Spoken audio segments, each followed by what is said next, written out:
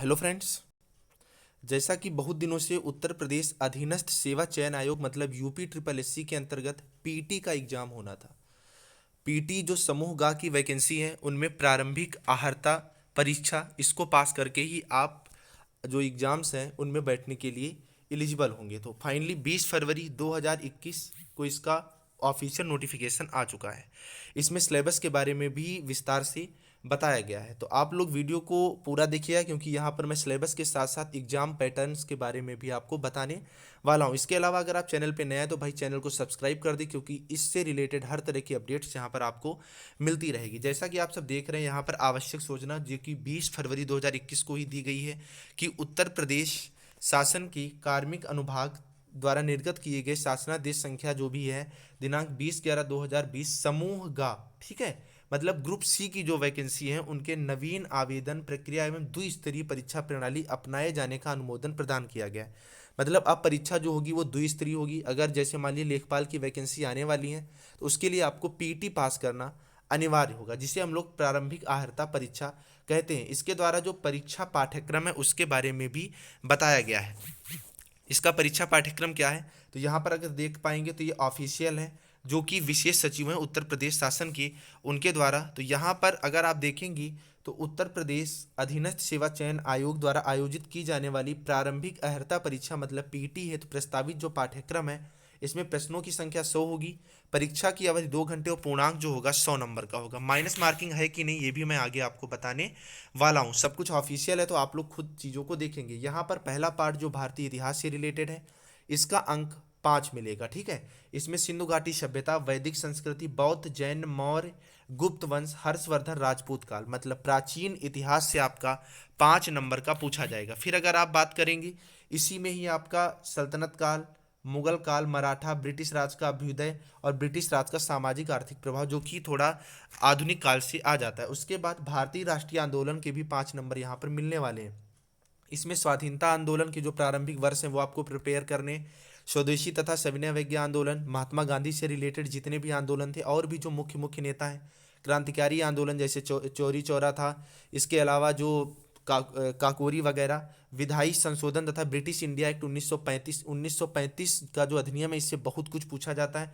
भारत छोड़ो आंदोलन, आज़ाद हिंद फौज तथा नेताजी सुभाष चंद्र बोस। मतलब आपको आधुनिक इतिहास अच्छे लेवल पे तैयार करना है क्योंकि इसका जो वेटेज होगा वो एग्जाम में ज़्यादा होगा।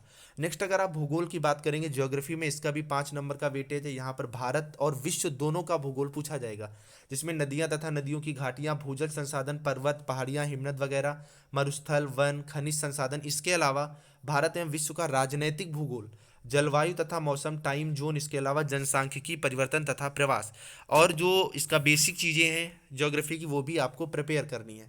नेक्स्ट अगर आप अर्थव्यवस्था में बात करेंगे तो 5 नंबर की यहाँ पर इकोनॉमिक्स भी आने वाली है। मतलब अब आपको इकोनॉमिक्स भी अच्छे लेवल पर पढ़नी है ये परीक्षा पास करने के लिए। तो इसमें भारतीय अर्थव्यवस्था 1947 से 1991 तक की, इसमें इसके अलावा योजना आयोग, मिश्रित अर्थव्यवस्था का विकास जिसमें जो क्षेत्र है निजी और सार्वजनिक, जीएसटी वगैरह बहुत सी चीज़ें, हरित क्रांति, दुग्ध विकास, बैंकों का राष्ट्रीयकरण तथा सुधार। इसके अलावा जितनी भी क्रांतियां हुई हैं जैसे दुग्ध वगैरह के लिए वर्ष 1991 में आर्थिक सुधार, उसके बाद की जो अर्थव्यवस्था थी। इसके अलावा 2014 के बाद का जो है वो आपको अच्छे लेवल पर यहाँ प्रिपेयर करना है। यहाँ पर आप देखेंगे जीएसटी जो मैं अभी बता रहा था एक मतलब अलग सी टॉपिक है तो इसका 1 नंबर का क्वेश्चन तो बनता ही बनता है इस बार जीएसटी से लेकर के। इसके अलावा प्रत्यक्ष अप्रत्यक्ष कर, ऐसा नहीं है कि जो चीज़ें यहाँ पर अवगत है वही आए, आप सब पहले से प्रिपरेशन कर रहे हो तो जो लेवल था प्री का वही लेवल यहाँ पर आपके पास सामने आने वाला है। भारतीय संविधान में आपको संविधान पूरा पढ़ना है जिसमें नीति निर्देशक तत्व जो भारतीय संविधान का ढांचा था, मूल अधिकार, संसदीय प्रणाली, संघीय प्रणाली। इसके अलावा जुडिशरी सिस्टम जिसे आप न्यायिक ढांचा बोलते हैं जिसके अंदर सर्वोच्च न्यायालय, उच्च न्यायालय, जिला प्रशासन आते हैं, अनुच्छेद हो गए, अनुसूचियां हो गई, ये सब आपको अच्छे से प्रिपेयर करना है। आगे अगर आप बात करेंगे सामान्य विज्ञान में तो यहाँ पर फिजिक्स, केमिस्ट्री और बायोलॉजी तीनों आपके पूछे जाने, मतलब जीव विज्ञान, भौतिक विज्ञान, रसायन विज्ञान तीनों 5 नंबर में पूछे जाएंगे। अगर आप बात करोगे प्रारंभिक गणित जिसे आप एलिमेंट्री अर्थमेटिक बोलते हो, जिसके अंतर्गत आपके पूर्ण संख्या, भिन्न तथा दशमलव, प्रतिशत वगैरह, साधारण अंकगणितीय समीकरण, स्क्वायर, क्यूब्स और एवरेज वगैरह आते हैं, 5 नंबर का आपका यहाँ से पूछा जाएगा। हिंदी में आपका जो सिलेबस है वो संक्षिप्त ही है। 5 नंबर में अगर आप देखोगे तो संधि, विलोम, पर्यायवाची, वाक्यांशों के लिए एक शब्द, लिंग, समश्रुत भिन्नार्थमक शब्द जिसे आप भिन्नार्थमक या अनेकार्थी भी बोलते हो, मुहावरे भी पूछे जाने हैं, सामान्य शुद्धियां जिसे आप वर्तनी शुद्धिकरण कहते हो, और लेखक एवं रचनाएं जो कि गद्य एवं पद्य दोनों से रिलेटेड होंगी। तो इसका भी अच्छा खासा यहाँ पर सिलेबस दिया गया है। इसके अलावा जर्नल इंग्लिश भी 5 नंबर की आपसे पूछी जाएगी।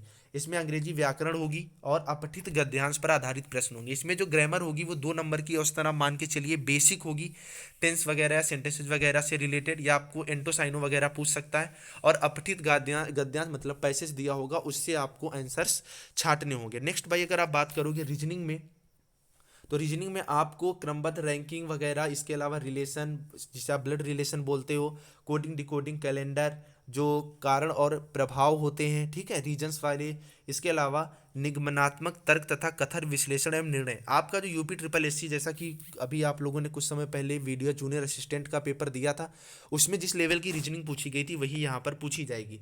इसके अलावा भाई समसामयिक करेंट अफेयर का अच्छा खासा यहाँ पर वेटेज है, जो कि 10 नंबर का है। मतलब करंट आपको भैया अच्छे लेवल पर पढ़नी है अगर पेट में आपको अच्छे नंबर लाने हैं।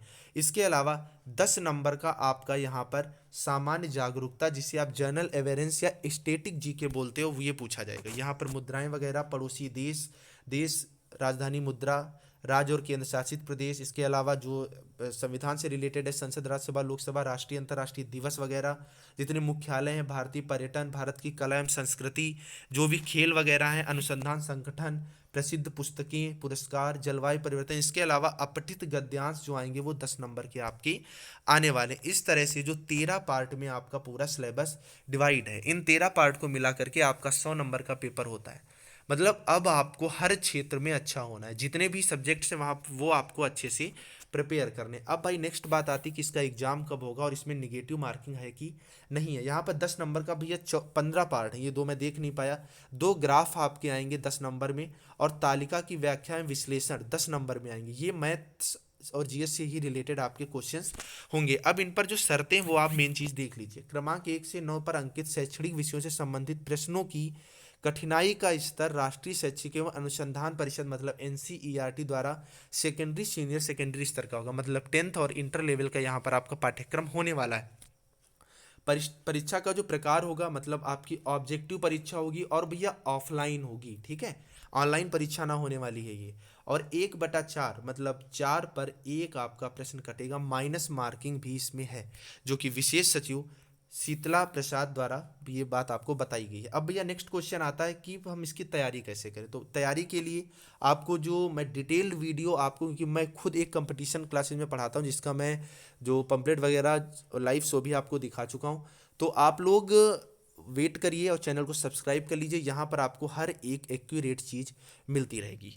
तो फ्रेंड्स फिर चलते हैं, आप लोग वीडियो को लाइक, चैनल को सब्सक्राइब करके जाइएगा। Bye bye.